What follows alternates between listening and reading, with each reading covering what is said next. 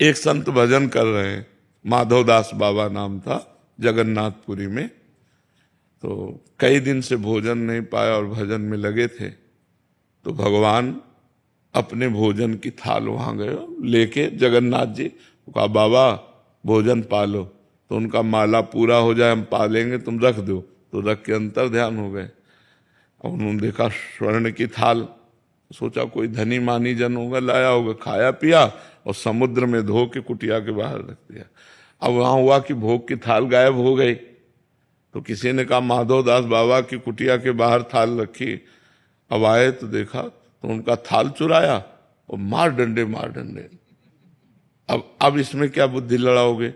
अपने थाल का भोजन पवा रहे हैं और अपने ही पार्षदों से डंडा चलवा रहे। ये दोनों काम करते हैं। ये अपने भक्तों को यश बढ़ा देते हैं और फिर पिटाई भी करवा देते हैं। पुजवाना और पिटवाना दोनों इनके काम बराबर चलते हैं। ऐसा क्यों करते हैं? एक शीशा है, जैसे उसे आप ऐसे कंकड़ मारो तो टूट जाएगा, लेकिन ठंडा गरम ठंडा गरम ठंडा गरम तो बुलेट प्रूफ हो जाएगा कि हो जाएगा। भगवान अपने भक्तों को बुलेट प्रूफ बना देते हैं कि उसके ऊपर संसार का कोई प्रभाव न पड़े, मान सम्मान इसका किसी भी तरह न पड़े। तो कुछ प्रारब्ध की लीलाएं होती हैं और कुछ भगवान की पर्सनल लीलाएं होती हैं, जिन लीलाओं में किसी की बुद्धि काम नहीं कर सकती। अब हमको चाहिए कि भगवान की शरण में होकर नाम जप करें और जो दुख सुख आवे उसे हम भोग लें, उसे भगवान का प्रसाद मानकर भोग लें।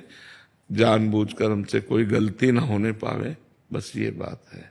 और खूब नाम जप करे, ज्यादा इस पर विचार न करे, क्योंकि कोई निर्णय नहीं निकल सकता। नहीं ऐसा क्यों, तो निर्णय नहीं निकल सकता। बहुत विचित्र है। एक दिन माधवदास बाबा से कहा जगन्नाथ जी ने कि बाबा राजा के बगीचे के कटहल पके हुए हैं, हमें खुशबू आती, तो हमारा मन ललचाता है, चलोगे क्या? तो बोले चलो जय जय। तो भगवान ने बाउंड्री फांद करवा करके और पेड़ के नीचे गए, बोले आप चढ़ो। तो उनका हम तो बूढ़े आदमी, महाराज आप ही चढ़ जाओ। बोले नहीं नहीं आप चढ़ो। तो बाबा को चढ़ा दिया और वो फल तोड़ के, पके हुए कटहल के कोए मीठे मीठे लगते हैं, तो तोड़कर बोले वाह वाह। अरे बोले जोर से मत बोलो, राज कर्मचारी लगे होंगे। और इतनी जोर से वाह वाह किया कि राज कर्मचारी दौड़ के आ गए। आप तो अंतर ध्यान हो गए, फंस गए बाबा। बाबा के डंडे चले।